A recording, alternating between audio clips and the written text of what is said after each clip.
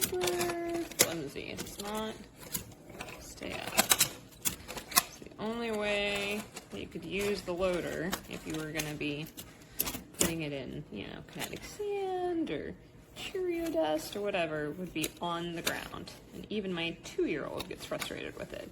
My not even 2-year-old. It's really annoying. It's just... That's the green dot. I know, it's not working very well. That's the green.